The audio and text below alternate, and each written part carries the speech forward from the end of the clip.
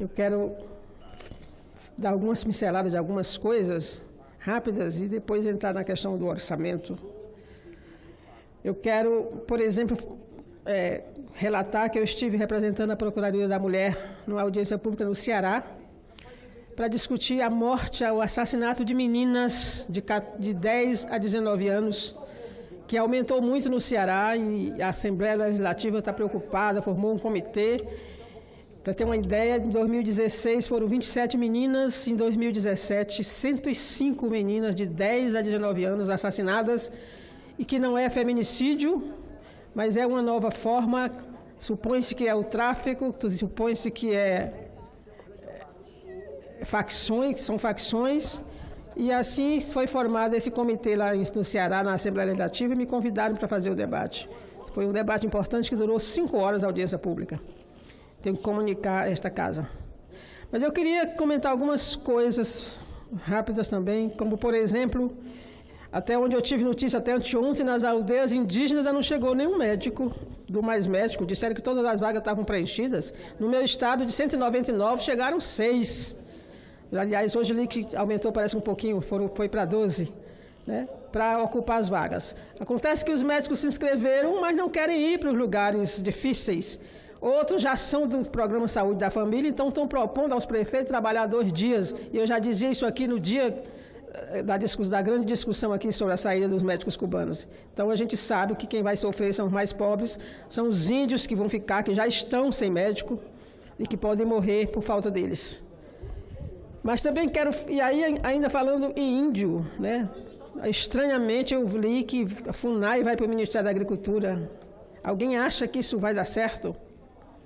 A questão indígena não tem nada a ver com o agronegócio. Pelo contrário, é uma disputa permanente a questão da terra indígena com o agronegócio. Isso não é possível, né? Eu acho que é um descaso, até um deboche com toda a luta indígena que já aconteceu nesse país. E também sobre o Ministério do Trabalho, que esfarcelaram aí em 3 pedaços. E eu pergunto, quem vai fiscalizar o trabalho escravo que esse país insiste em ter? Eu li a semana passada aqui, 209 empresas desse país, quase todas começando com a palavra fazenda, foram autuadas por trabalho escravo. Isso porque é onde o Ministério do Trabalho chegou. Ele não consegue chegar nem na metade, porque não tem fiscais. E agora, quem vai fiscalizar isso? Queria tocar também rapidinho no assunto que é a questão, para variar, que eu ouvi aqui sobre Lula.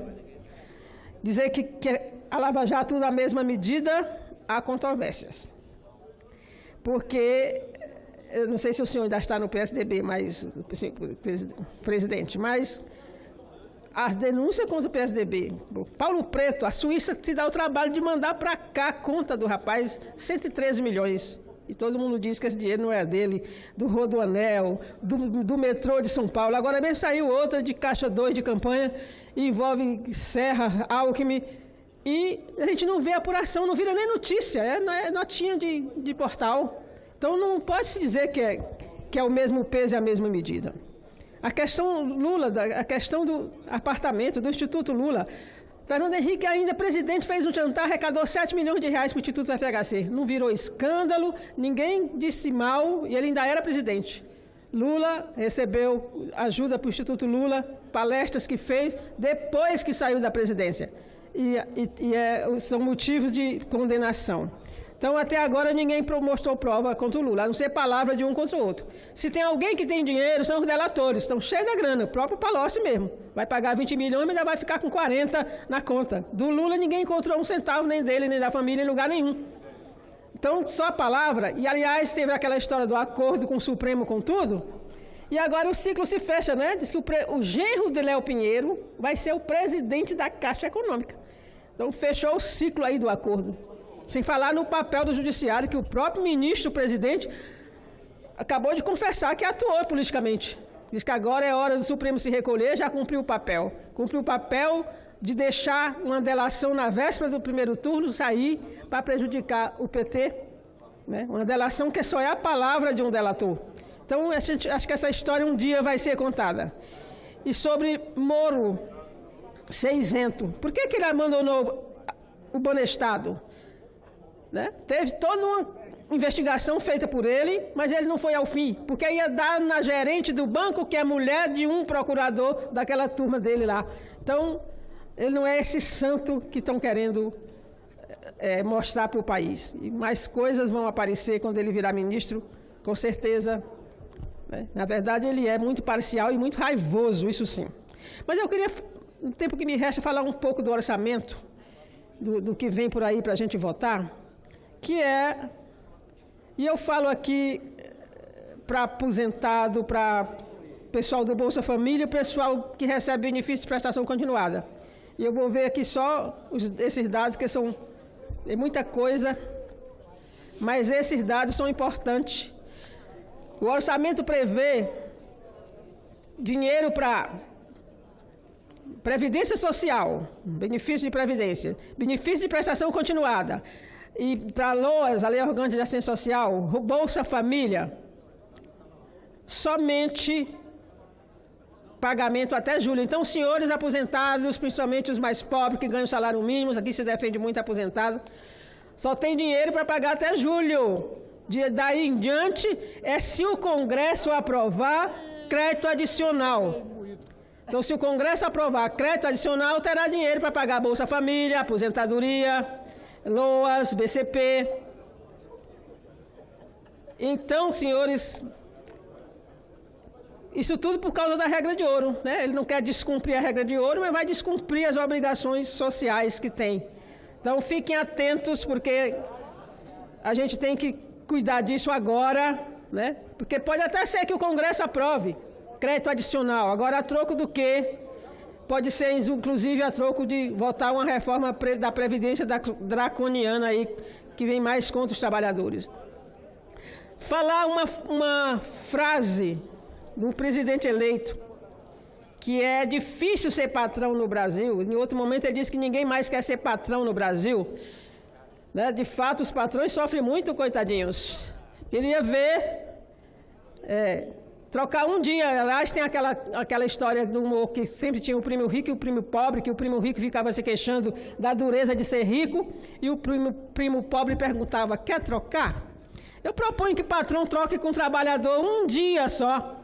Vá lá para o lugar do trabalhador e bote o trabalhador no lugar de patrão um dia só, para ver qual é a vida dura realmente.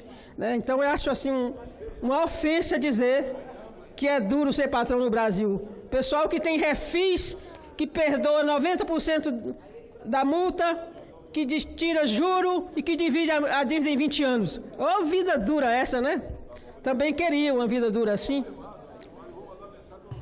E, por último, falar para aqueles que aqui faziam um discurso a favor da reforma trabalhista, que não ia ter prejuízo, que não ia ter isso, que tudo ia dar certo. E aí fica enganando os trabalhadores. Mas o IBGE, que é um órgão do governo, desmente toda hora. Relatório de ontem que saiu aí do IBGE é uma catástrofe. Todo mundo devia ler. Não só o da Oxfam, que é um organismo internacional. Leia o do IBGE para ver o aumento da pobreza extrema do ano passado, de 2016 para 2017. Será que ainda é culpa da Dilma? É bom que leiam esses relatórios do IBGE, pelo menos, se não leem os outros, para ver. Comemoram a abertura de 300 mil MEI, microempreendedor individual. Pejotização, as pessoas estão abrindo, se inscrevendo como MEI, para poder ver se conseguem uma vaguinha de terceirizado. Essa é que é a verdade. E não estão conseguindo. Então, é outra questão séria para a gente se debruçar. É pejotização que a gente falava aqui. O pessoal está se pejotizando para ver se consegue uma vaga de terceirizado, né? E aí a gente fica enganando a população que vai ser bom, que foi bom a reforma trabalhista, querem outra. Já o presidente eleito acho que quer outra, porque é duro ser patrão no Brasil, né? E ainda, se você pegar a proposta de orçamento, a educação diminui de 2018 para cá. Pode pegar, diminui a educação. Aqui tem discurso, não, mas a emenda 95 não mexe com saúde e educação. Está aqui o orçamento, diminui o orçamento da saúde também, pega os números. Como é que o governo vai fazer para fechar, eu não sei. Até porque pega o déficit.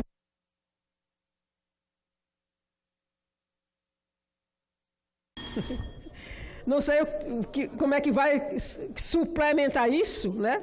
Mas está lá, porque pegou o Fundo Soberano, ia ser maior, mas pegou o Fundo Soberano, acabou, e o dinheiro, 27 bi, ficou para a conta única do governo federal. Podia ter repartido com os estados, porque o Fundo Soberano era para calamidade. Os estados quase todos estão em situação de calamidade financeira. Então podia ter repartido. E tem mais, vai dar socorro, quando disseram aqui que votaram o aumento do judiciário, que não ia ter problema, mas está no orçamento já um complemento, uma compensação de 3 bilhões para o Poder Judiciário. Então, o reajuste do judiciário, sim, o Executivo vai bancar. E aí, quem vai bancar nos estados, que todos já estão lá aprovando seus aumentos também, é a pergunta que fica. Eu poderia falar muito mais do orçamento, mas em outro dia eu complemento. Mas é bom que todo mundo se debruce sobre ele, sobre a proposta que está aí, para ver quem é que vai ter prejuízo por conta da emenda 90.